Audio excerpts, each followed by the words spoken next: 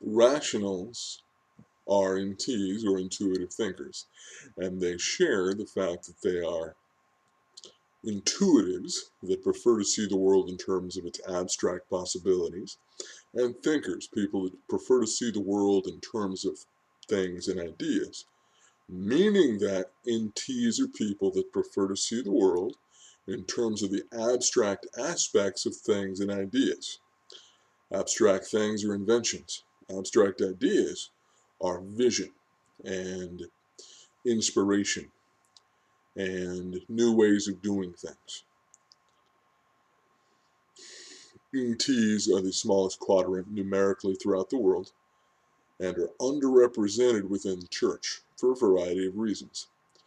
I think it has something to do with how a number of sociological fractal factors have aligned to place ISFJs so thoroughly at the center point of our perception of how churches work, um, leading to a fear of intuition, a fear of intuition tied to thinking, um, a distrust of abstract language use, and a distrust of utilitarian tool use that is not tied to a sensory way of looking at problems.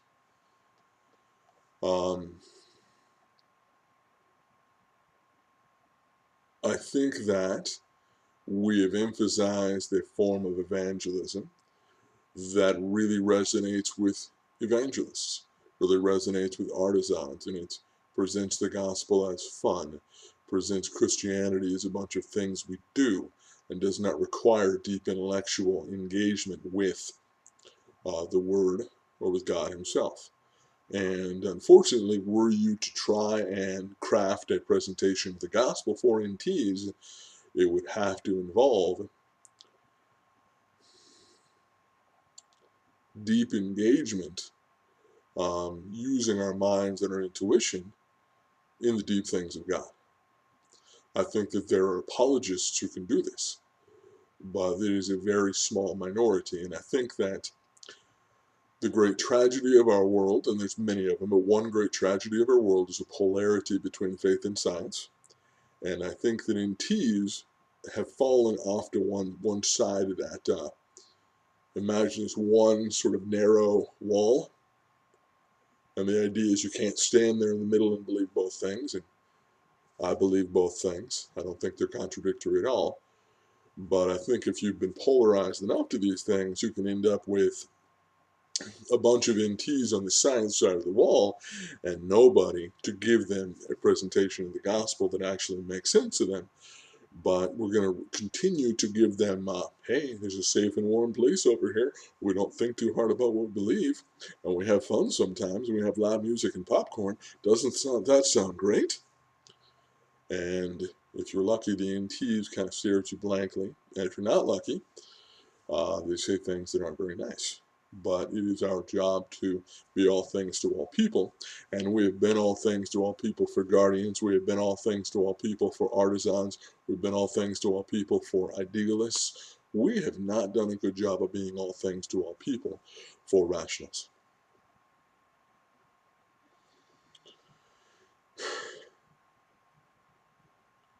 One by one, I'm going to look at each of the four rational personalities. The INTPs I've known have been very intelligent, um, and either not willing or not able to engage in the interactive personal parts of the church. Uh, Two of them I know are actually identical in their career path. Recording of music, and both have been sound people for churches and cafes, and one was the producer for most of the albums that I did in the band I was in for many years. One is a student learning to become that thing, who also does sound a great deal at the church I'm involved with. So that's two real ways that these INTPs have found their way in and found a way to engage uh, the Ent gifts that God has given them.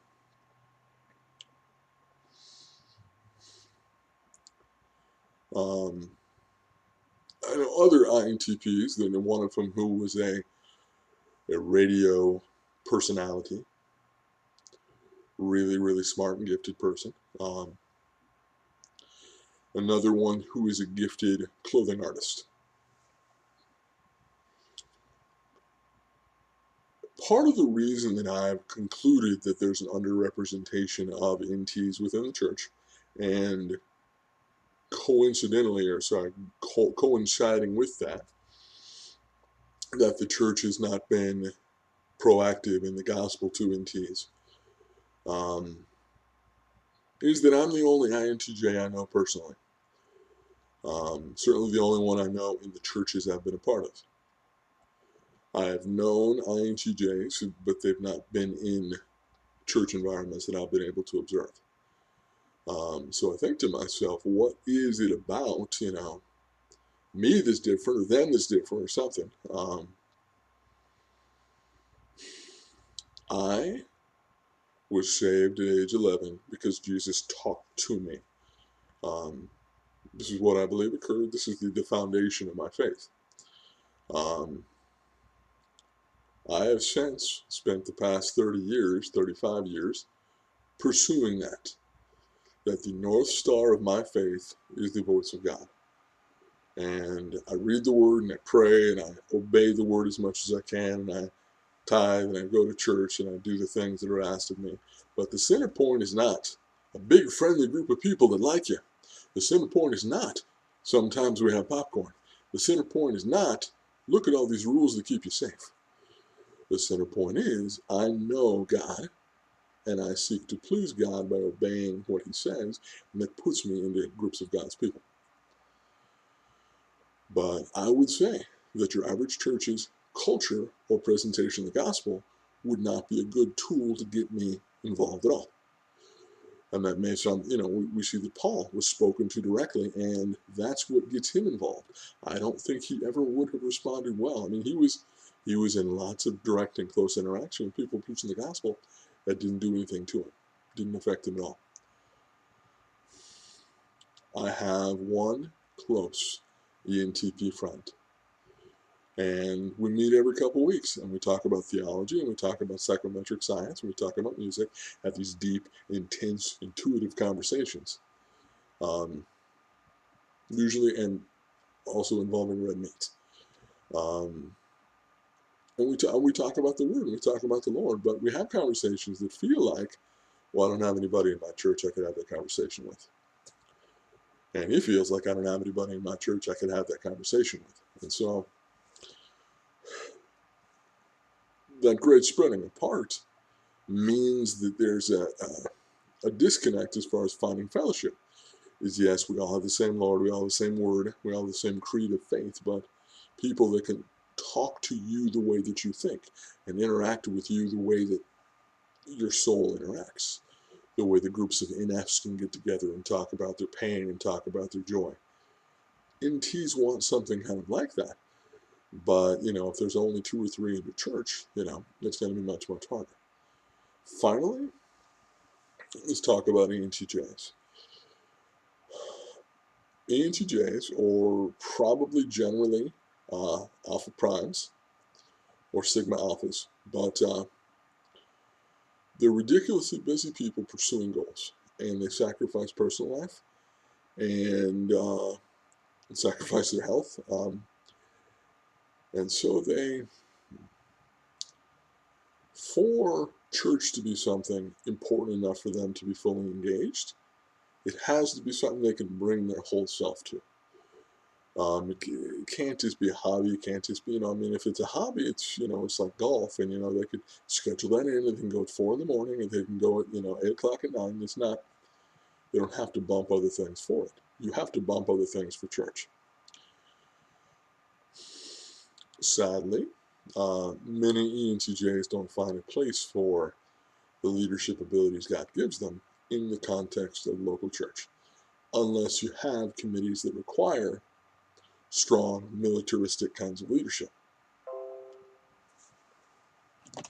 Finally, I want to say there was one setting where NT leadership is more common, and NT gifts are much more accepted, and you're not experiencing that fractal sense of moving toward only trusting ISFJs to run things.